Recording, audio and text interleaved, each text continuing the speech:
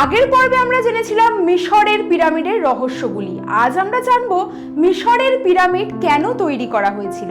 পৃথিবীর সপ্তম আশ্চর্যের কথা ভাবলে প্রথমেই আসে মিশরের পিরামিডের নাম।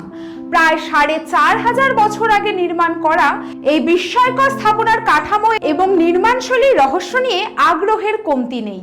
ভিন গ্রহ থেকে আসা কোনো এক এলিয়েন স্থাপনাগুলি বানিয়েছিল কিংবা শস্য সংরক্ষণের জন্য ফারাওরা এগুলো তৈরি করেছিল, এমন নানা ধরনের ধারণা প্রচলিত আছে পিরামিডকে ঘিরে।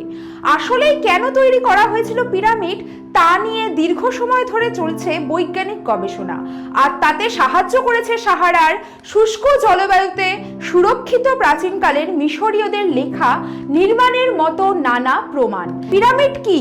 পিরামিড হলো মূল সমাধি ক্ষেত্র।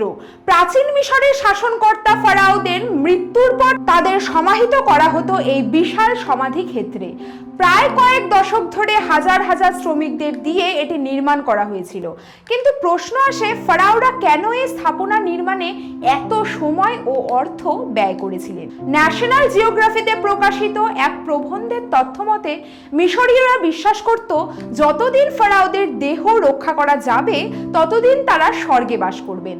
তবে তার জন্য পৃথিবী থেকে পরকালে যাওয়ার সময় আত্মার নির্বিঘ্ন যাত্রা নিশ্চিত করা জরুরি ছিল। এই আত্মাকে তারা ডাকতো কা বলে। এই কা বেঁচে থাকার জন্য প্রাসাদ আকারের খাবার, বিশ্রামের জন্য বিছানা সহ কিছু ব্যবস্থার দরকার ছিল বলে তারা মনে করতেন, আর সেই কারণেই প্রয়োজন হয়ে পড়ে পিরামিডের। প্রাচীন মিশরীয়রা বিশ্বাস করত পিরামিডের ভেতরে ফারাওদের কা বেঁচে থাকতো। পিরামিড বানানো বন্ধ করা হয়েছিল কেন? পিরামিড নির্মাণের খরচ অনেক বেশি হয়ে যাওয়ার কারণে ফারাওরা শেষ পর্যন্ত ওল্ড কিংডম বা প্রাচীন সাম্রাজ্যের শেষের দিকে পিরামিড নির্মাণ বন্ধ করে দেন। এছাড়া বিরাট আকারের পিরামিডগুলিকে ধনসম্পদ পাওয়া যাওয়ার কারণে মিশরীয়রা নিজেরাই সেগুলো লুট করে নিত। পরে পিরামিড তৈরির বদলে ভ্যালি অফ কিংসের গোপন সমাধি ক্ষেত্র ফারাওদের সমাহিত করা হয়। পিরামিড কি শস্যের গুদাম ছিল? পিরামিড নির্মাণের প্রচলিত ধারণার মধ্যে একটি ছিল শস্যের গুদাম হিসাবে এর ব্যবহার। ওল্ড টেস্টামেন্ট অনুযায়ী জোসেফকে তার ভাইয়েরা দাস হিসেবে বিক্রি করে দেয় এবং ফারাওদের স্বপ্নের ব্যাখ্যার পর গুদামে খাদ্য সংরক্ষণ করে 7 বছরের দুর্ভিক্ষের হাত থেকে মিশরীয়দের বাঁচায়। বাইবেলে পিরামিডের কোনো উল্লেখ না থাকলেও মধ্যযুগের বিভিন্ন গল্পে এর উল্লেখ রয়েছে। ম্যান্ডেভিলের 14 শতকের জনপ্রিয় ভ্রমণ স্মৃতিকথা জোসেফের গুদাম ঘরের উল্লেখ করেন, যেখানে কঠিন সময়ের জন্য গম সংরক্ষণ বিষয়ে তিনি লিখে গিয়েছেন। কিন্তু রেনেসাঁর সময় থেকে যখন এ নিয়ে আরও ব্যাপক গবেষণা শুরু হয় তখন এই ধারণা প্রশ্নবিদ্ধ হয়। এখন অবশ্যই আমরা জানি যে পিরামিডগুলো মূলত সমাধি কক্ষ ছিল, যদিও সেটা অনেকগুলো বিষয়ের একটি।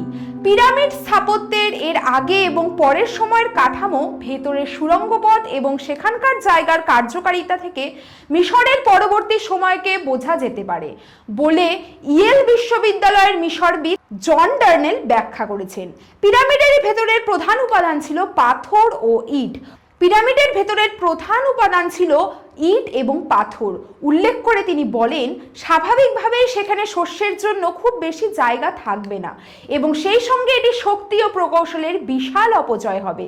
তাছাড়া প্রাচীন শস্য ভাণ্ডারগুলো ছোট মৌচাক আকৃতির ছিল বলেও জানান তিনি। একই সঙ্গে জোসেফের গল্পটি সম্ভবত মিশরের মধ্যে সাম্রাজ্যের সময়ের, যা কিনা গিজার পিরামিড তৈরির কয়েক শতাব্দী পরে বলেও উল্লেখ করেছেন অধ্যাপক ডার্নেল। আজ এই পর্যন্তই, দেখা হবে পরবর্তী এপিসোডে। ধন্যবাদ।